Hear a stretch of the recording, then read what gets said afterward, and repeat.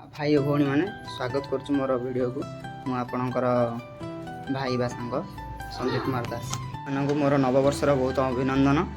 तो पणा संक्रांति हूँ आमर ओडिया नववर्षर ओडिया नववर्ष ओडिया मानकर।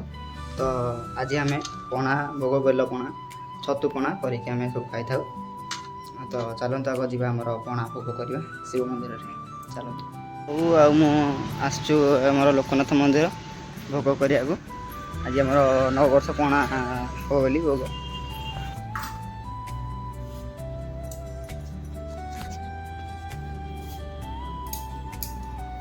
कृष्ण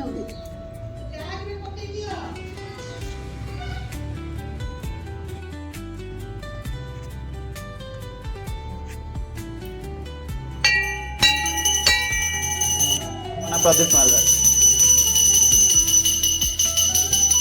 लोकनाथ महादेवंकर टे मंदिर परिक्रमा हो देखु केमती आम लोकनाथ मंदिर आम घर पाखे बढ़िया मंदिर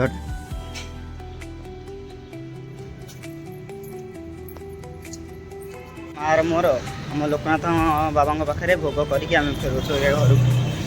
आम दियों सेवा करने आम दियों सेवा कर सारापर आम चौरा सजासजी हम चौरा टे फुल फुल आनी सजाया कारण आमर आज छु ठेकी बस जोटा कि मसे पैंका बसे। तो ये देख पारे पछपटे आमर राम ठाकुर फटो अच्छी आम जगह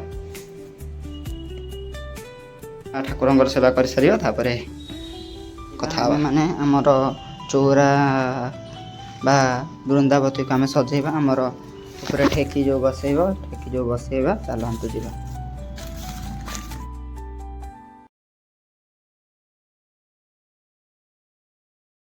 महाविषुव संक्रांति बा पणा संक्रांति ठारू आम ओडिया नववर्ष आरंभ होता है। यही दिन ठारू बसंत ऋतु शेष होई ग्रीष्म ऋतुर अयम आरंभ होता है।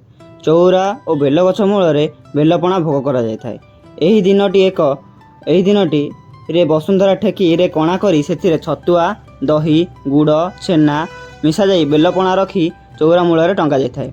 पणा संक्रांति रे लोक माने व्रत धारण करिथांती। एही समय रे सूर्य किरण वृद्धि पाइबा सहित हजम शक्ति मध्य वृद्धि पाई थाए। एही समय परठारु वृक्ष और जीवजंतु मानकु जल प्रदान करा जाइथिबारु एहाकु मध्य जल संक्रांति कहा जाय थाए। एही दिनटी मध्य हनुमान जयंती पड़ुथिबारु एहा विशेष भाव में पूजा करा जाय थाए।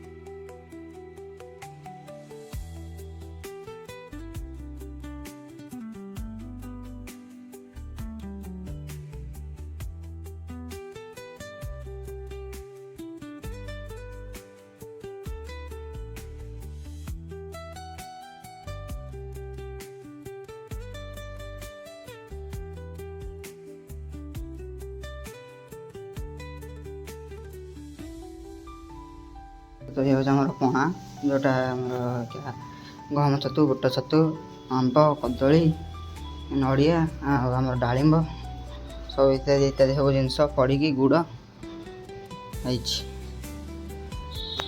हूँ लोकनाथंकर पणा ये हूँ आमर घर वृंदा। तो यहीपरि किसी नुआ वर्ष आम ओडिया नववर्ष को आम स्वागत जनाऊ। आज वैशाख मासर आरंभ जो थे कि या पर बहुत गरम हम यापर आमर श्रीजीव मानकर चंदन लगी आरंभ हो।